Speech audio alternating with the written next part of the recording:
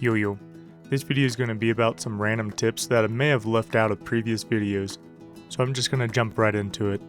First, we got the use of pressing F5, which allows you to free cam. I love using this for getting good video shots, but can also look at who's on the other side of a land structure even. You'll notice it still has some bugs while using it, but still really cool to use. And right next to that, F4, which removes the hub for a clean, no clutter look. Get out of both of these by simply pressing the button again. Next, we have the show ammo and the hold setting. You get to visually see how much of each ammo type you have on your screen, and can see which ammo type you currently have selected. Simply go into settings, then interface. You'll see the toggle to flip on if you like. While we're in the settings, you can also change your sales transparency. In the general settings, you'll have a drop-down menu for different options.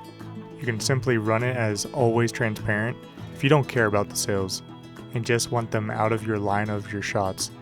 However, choosing the in combat at low speed is a solid option for both. You'll get to see your full sales when you're at full speed, but when you slow down or shoot even once, the sales will stay transparent until out of combat. Go ahead and play around with the options, see what you like most. Next is opening your map and clicking the Legend Tools in the bottom left.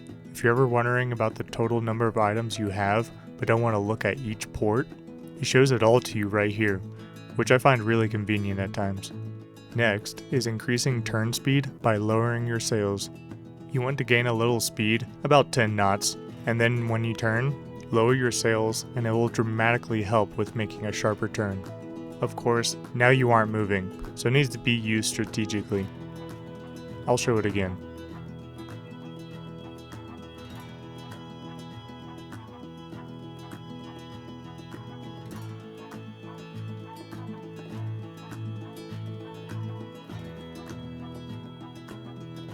You can see here, I'm turning as hard as I can, but not lowering my sails at all.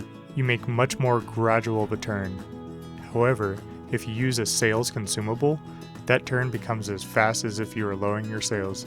It's kind of the best of both worlds, but again, needs to be used at the right time during a fight.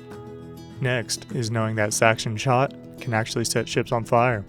It doesn't say that in the description of the ammo type, but let me show you the evidence. This is only a few shots, but a whole volley can really show the fire.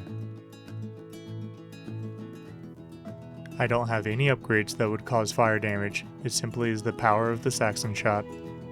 You'll also notice that the ammo selected in the bottom center of the screen has loading bars for each side of the ship that has cannons.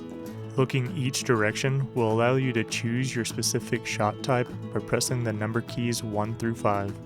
So you could have a variety of ammo types on any side of your ship.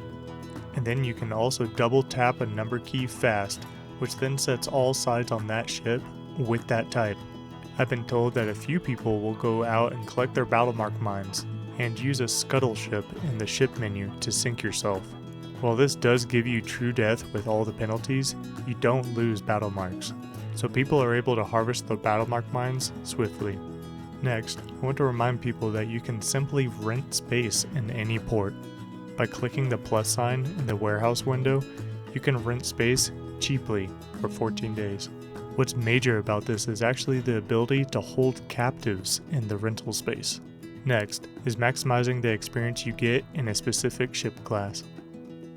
When I click on the next ship to unlock in my transport line, it says currently 100% experience is gained goes here. And that's because the transport ship that I'm currently using has all of its upgrades.